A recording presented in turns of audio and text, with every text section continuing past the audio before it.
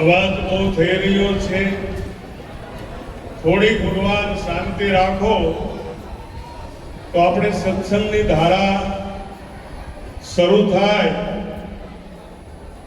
એકવાર આપણા સંત શિરોમણી એવા સદગુરુ નિરાંત મહારાજનો જય જયકાર કરશું, પછી આપણે આગળ સત્સંગનો દોર ચલાવશું. બોલો સદગુરુ નિરાંત મહારાજ, સદગુરુ ડાયરામ મહારાજ, બાબુરામ મહારાજ, પૂર્ણદાસ મહારાજ, પથીજી મહારાજ. આજે कबीर सो दिन बड़ो जानिए, कबीर सो दिन बड़ो जानिए, जो दिन साधु मिलाए પછી આંખો ભરભર પીજીએ કે આપણા પાપ સમૂળગા જાય. આજે બીજી દયારામ મહારાજની નિર્વાણ તિથિ, આવો માનવ મહેરામણ આપણી સભામાં છલકાણો છે. સંતોના નામ લેવા જઈએ તો એક નામમાં બધા નામ આવી જાય, પરંતુ આ જગતની અંદર સદગુરુ મહારાજ નિરાંત મહારાજના જે ખુશાલદાસ મહારાજ થઈ ગયા, એ ખુશાલદાસ મહારાજ કહે છે કે પ્રથમ બોધ મારા સદગુરુનો જો કોઈ હૃદયમાં લાવે તો સાર વિચાર અને આચાર એ વાણી વડે સુધારે. આ જગતની અંદર દરેકના હૃદય સુધી પહોંચવું હોય, દરેકના હૃદય સુધી પહોંચવું હોય તો જગતની અંદરથી એક વખત આંટી મૂકી દેવી પડે છે.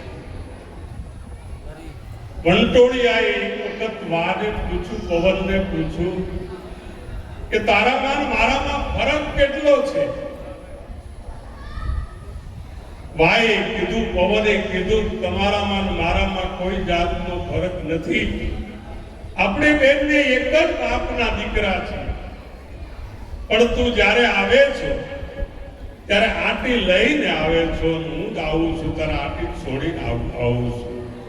એમ જેને નિજ નામ કા નીર પીવે, રામ રોટિયા જમે, અર્જુન સોઈ જ્ઞાની કા જ્ઞાની, એને જેમ નમાવો એમ. તો આજના સત્સંગની અંદર દરેક મહાપુરુષો આપણને એમનો અનુભવ કહેવાના છે, અને એ અનુભવ એવો છે કે અનુભવ એવો જેના અંતરમાં ઉદય થયો, કૃત્ય તો તેના ટેળાક જેને પોતે પોતાનો આત્મા લયો. સદગુરુ પરમાત્માએ આપણને મનુષ્યનો દેહ આપ્યો છે. પશુ કી બનિયા બને નર કા કछु નહીં હોય, નર જો કરણી સારી કરે તો આ નરમાંથી નારાયણ હોય. પશુ મરે 10 કામ બનાવે, અરે મનુષ્ય મરે કછું કામ ના આવે. હાથી કે દાંત કે ખિલોને બને બાત બાત. હાથી મરી જાય 1.25 લાખ નો થાય, બકરા મરે તેના ઢોલકાના ચામડા થાય. અરે ભગવાન ગેંડો મરે તો સિપાહી લોગ એના સર પર એની ઢાલ બનાવે, હાથમાં ઢાલ રાખે, પણ આ મનુષ્યના શરીરનું કાંઈ આવતું નથી. પણ આ મનુષ્યનો આ શરીર દ્વારા જો આપણા ભીતરની અંદર આવો સત્સંગ સાંભળીને જિજ્ઞાસા પ્રગટ થાય અને એ જિજ્ઞાસા પ્રગટ થતા આવા કોઈ સમર્થ સદગુરુના શરણે જાય તો જન્મ મરણનો કાગળ ફાડી નાખે છે. જન્મ મરણનું જોખમ ટળ્યું, ટળી ગઈ 84 ની ખાણ, કરવા પણ મારે કાંઈ ન રહ્યું અને પોતે પોતાની થઈ ગઈ છે ઓળખાણ, વલોણું સત્સંગનું. એક દૂધની અંદર પાણી ભળે, એક દૂધની અંદર પાણી ભળે તો એનો ભાવ વધી જાય છે. એમ સંત પુરુષના સંગની અંદર આપણે ભળવાથી જેમ 999 નદી સાયરમાં ભળવાથી એમાં મોતી પ્રગટ થાય છે, મોતી ઉત્પન્ન થાય છે. એમ આવા મહાપુરુષના સાનિધ્યમાં રહેવાથી આપણું જીવન ધન્ય બની જાય છે.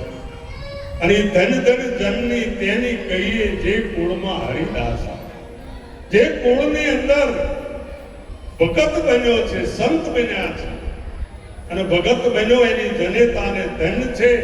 ધન ધન જનેતાના જાયા, વૈકુંઠમાં હોય એના વધામણા અને ભગવાન ચારેય દિશામાં હોય એની છાયા.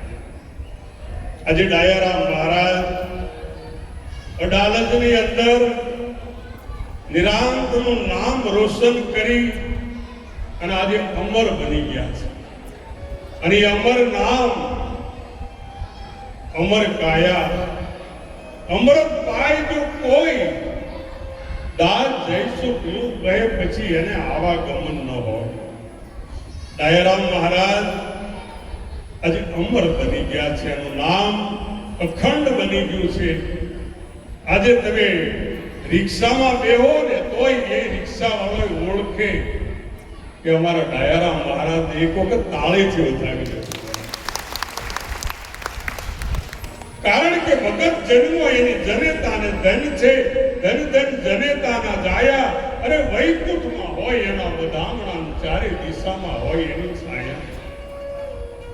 સદગુરુ આપણી ઉપર જ્યારે મહેર કરે છે ત્યારે આપણને સત્કાર્ય કરવાની ભાવના પ્રગટ થાય છે. અને સત્કાર્ય કરવાની જ્યારે ભાવના પ્રગટ થાય ત્યારે આપણા ભીતરની અંદરથી ભક્તિનો પ્રગટ થાય છે. ભક્તિ એટલે સમર્પણનો ભાવ. આજે છેલ્લી એક વાત કરી, સમયની પાબંદી, સમયની મર્યાદા. સદગુરુ આપણને આપે છે શું? સદગુરુ આપણને કરે છે શું? સદગુરુ આપણને બધાને જીવન મુક્ત બનાવી દે છે.